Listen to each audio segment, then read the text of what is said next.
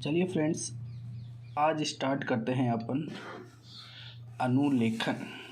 ठीक है, अनुलेखन क्या होता है? अनुलेखन दैट इज़ इंग्लिश में बताऊं तो मैं आपको ट्रांसक्रिप्शन।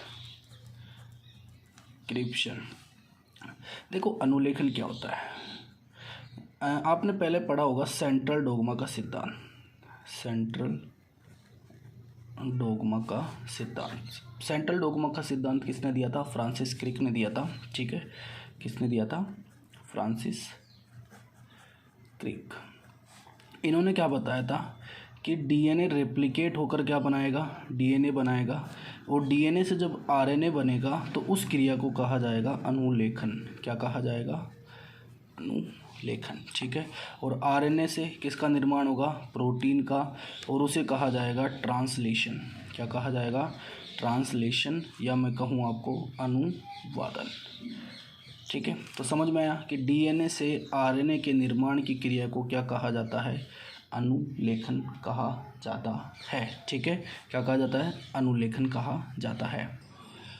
अब देखो, अनुलेखन और डीएनए, अनुलेखन और डीएनए की श्रृंखलाएं जो होती है, भाई अनुलेखन में भी डीएनए श्रृंखला होगी। ठीक है, वो कैसे समान? अब अनुलेखन में डीएनए श्रृंखलाएं होगी और वो किसके समान व्यवहार करेगी? टेम्पलेट के समान व्यवहार करेगी। किसके समान?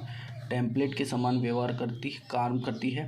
तथा अनुलेखन में भी क्या होता है? डीएनए का पूरक क्षारक युग्मक गुण प्रयुक्त होता है। ठीक है भाई, जैसे डीएनए के प्रतिकृतिकरण में पढ़ा आप लोगों ने, तो डीएनए के प्रतिकृतिकरण में क्या पढ़ा था कि इसका जो युग्मन होगा वो कैसा होगा? पूरक क्षारक युग्मन के समान होगा। मतलब एक प्यूरिन होगा और एक कौन होगा? पिरामिडीन होगा। ठीक है, वैसे ही अनुलेखन में भी एक प्यूरिन होगा और एक क्या होगा?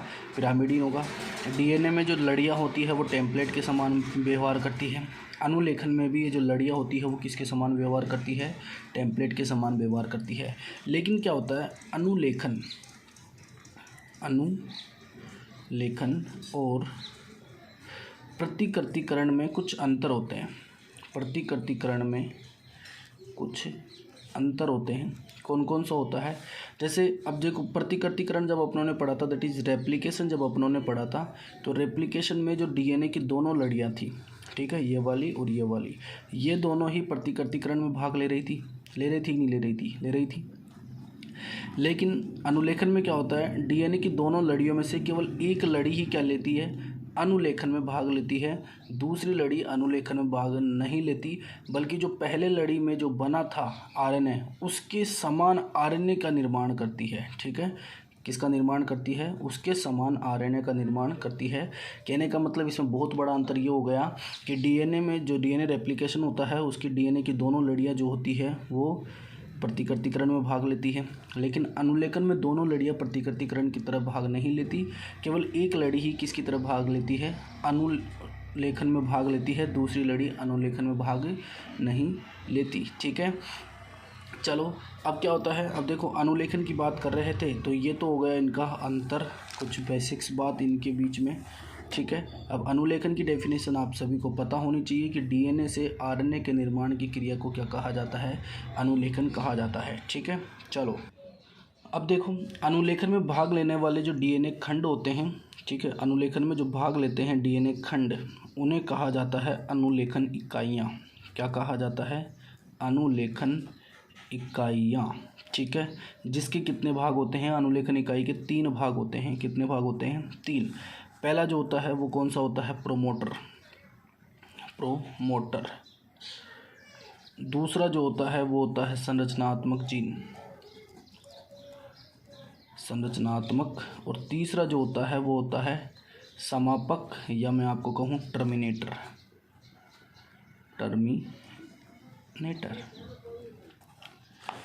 अब जैसे मान लो ये अपना डीएनए है, सपोज करो ये अपना क्या है? डीएनए है। ये एक 5 डेज सिरा हो गया, ये 3 डेज सिरा हो गया, ये 5 डेज सिरा हो गया, ये 3 डेज। ऐसा क्यों होता है? क्योंकि डीएनए की दोनों लड़ियाँ क्या होती है? प्रति समानांतर होती है। ठीक है, अब इनमें से क्या है? एक जीन तो होगी संरचनात्मक जीन। ठीक है, अब जैसे मान लो मैंने ये मान लिया, ये कौन सी जीन है? मेरी संरचनात्मक जीन।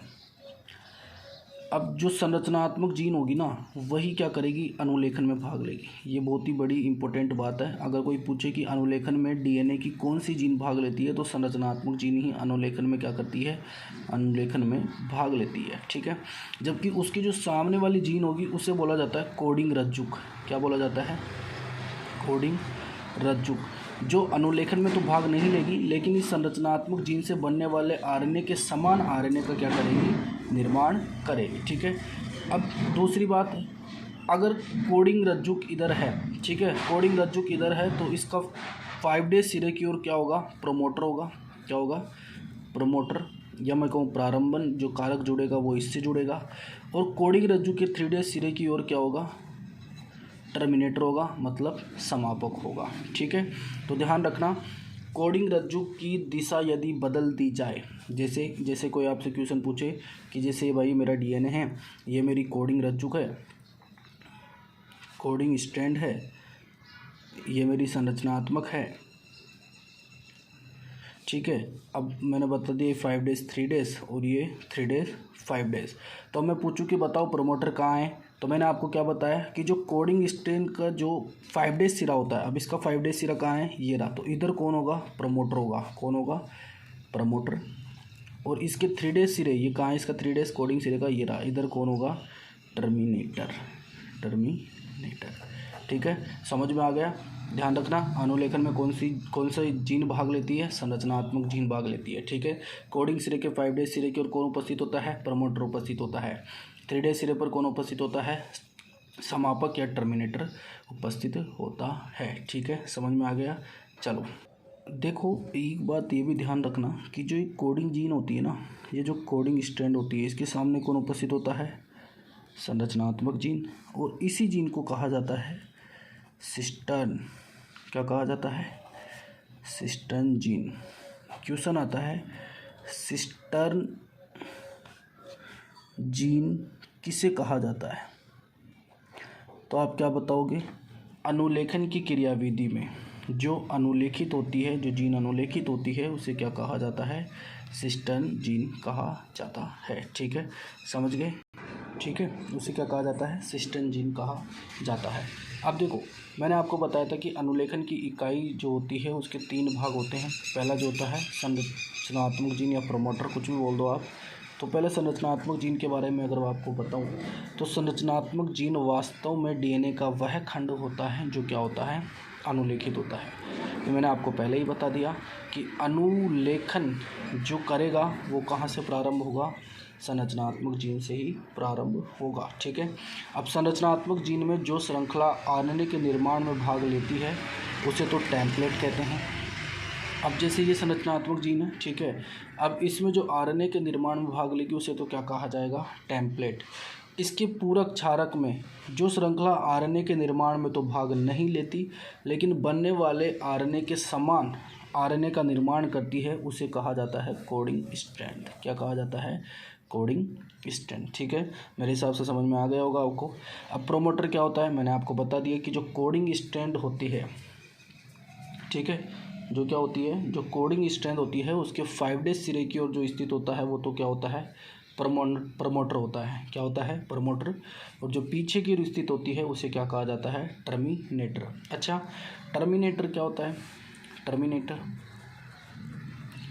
देखो, टर्मिनेटर जो होता है, मैंने आपको हिंदी में अगर मैं आपको बताऊं, समापक कारक। कौन सा कारक, समापक का मतलब क्या हो गया, अनुलेखन की समाप्ति से संबंधित जो होता है वो कौन होता है, टर्मिनेटर। ठीक है, कौन होता है, टर्मिनेटर।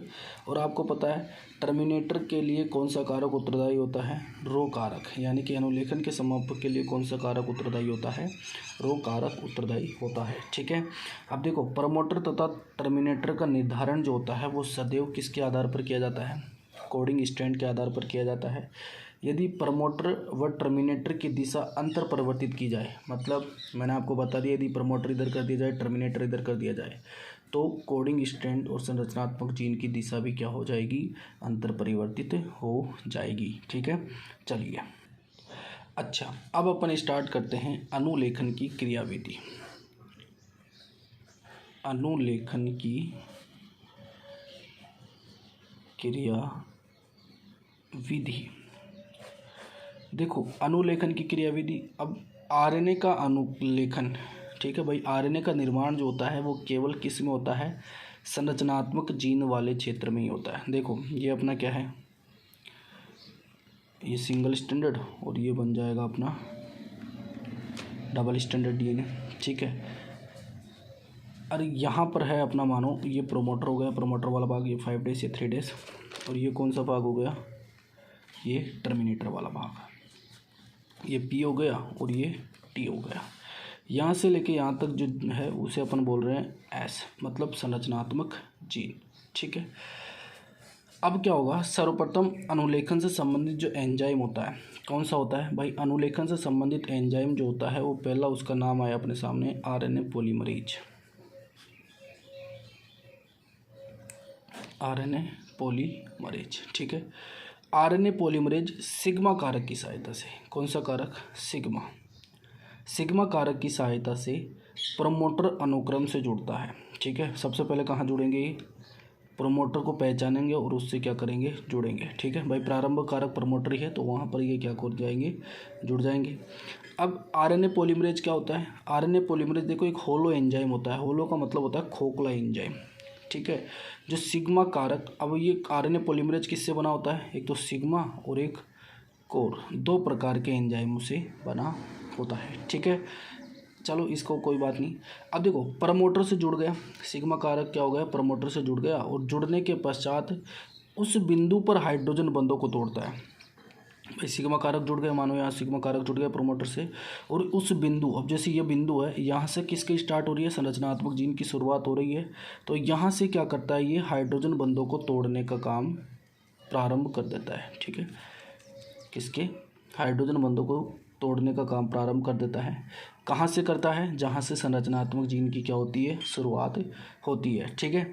अब ये जो जिसके फलस्वरूप क्या होता है, डीएनए की जो दोनों लड़ियाँ है, देखो मैंने ये डिज़ाइन बनाई है, इसका मतलब ये क्या होता है, हाइड्रोजन बंधों को तोड़ती जा रही है, तोड़ती जा रही है, तोड़ती जा रही है, और ये डीएनए की दोनों लड़ियाँ क्या होती जा रही है, एक दूसरे से पृथक होती जा रही है, ठीक है।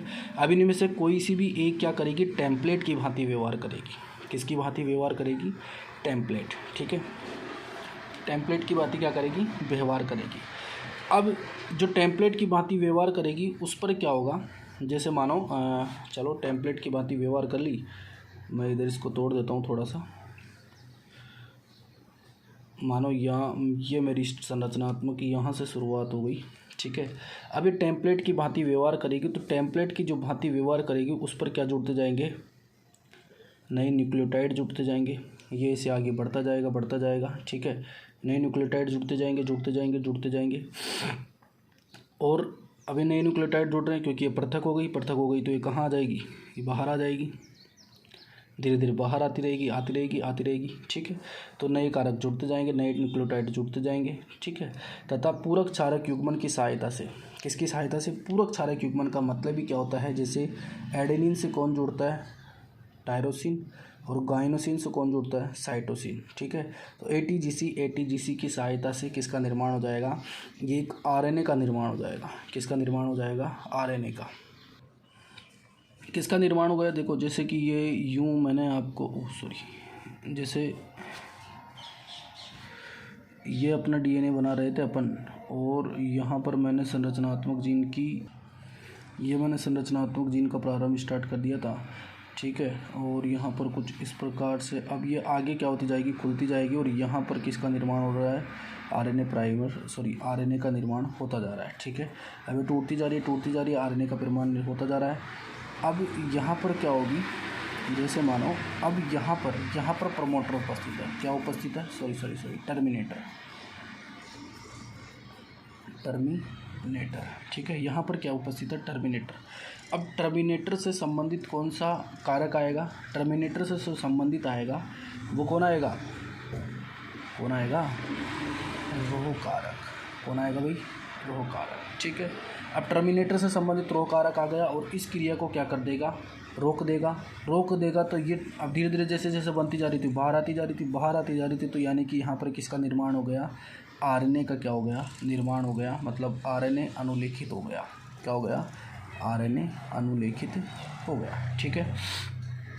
तो बस इतना सा ध्यान रखना है आपको कि जो सिग्मा कारक होता है वो तो कहाँ जुड़ता है, प्रोमोटर मतलब पहचान स्थल होती है जहाँ पर अनुलेखन का क्या होता है, प्रारंभ होता है, ठीक है। टर्मिनेटर में कौन सा कारक होता है, रो कारक होता है, जो क्या करता है, इसको समापक का कार्य करता है, ठीक है।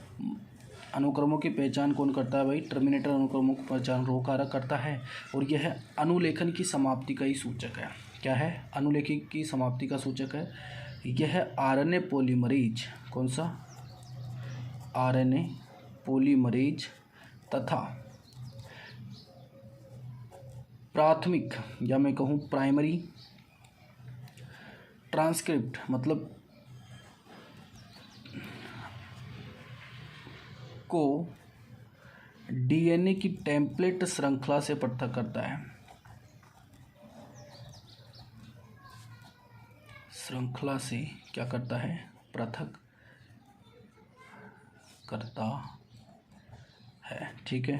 मेरे हिसाब से आपको समझ में आ गया होगा। अगर मैं एक ही लाइन में बताऊं तो देखो, ये अपना क्या था, डीएनए था, यहाँ क्या थी, प्रमोटर, यहाँ क्या था, टर्मिनेटर।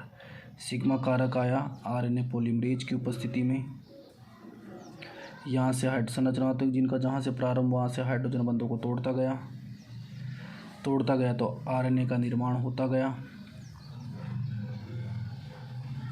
किसका निर्माण होता गया, आरएनए का, नए न्यूक्लियोटाइड बनते गए। यहाँ कहीं दूर जाके क्या था, टर्मिनेटर, जहाँ पर रो कारक आया और इसको पहचाना और इसको क्या कर दिया, पृथक कर दिया। क्या कर दिया, पृथक कर दिया। और यहाँ किसका निर्माण हो गया, आरएनए का निर्माण हो गया, ठीक है। तो मेरे हिसाब से आपको अनुलेखन समझ में आ गया होगा। फिर भी अगर नहीं आया है तो आप कमेंट कीजिए कि आपको क्या समझ में नहीं आया है, ठीक है। चलो, ये सारे जो मैटर था मैंने आपको जो बताया था वो किसके अंदर था, वो था प्रोकैरियोट के अंदर, प्रोकैरियोट्स के अंदर, ठीक है। देखो, प्रोकैरियोट्स और यूकैरियोट्स में मेन अंतर ये होता है कि प्रोकैरियोट्स में जो होते हैं ना, जो जीव सम्मिलित किए जाते हैं, उनमें जो न्यूक्लियस होता है वो वेल डेवलप नहीं होता, ठीक है। उनका केंद्र क्या नहीं होता, पूर्णतः विकसित नहीं होता है। जबकि यूकैरियोटिक में न्यूक्लियस क्या होता है, पूर्णतः विकसित होता है, ठीक है। चलो, यहाँ तक समझ में आ गया होगा। अब इसके बाद में नेक्स्ट वीडियो में बात करेंगे अपन यूकैरियोट्स में अनुलेखन, ठीक है। अच्छा, समझ में आया तो लाइक कीजिए, शेयर कीजिए। Thank you.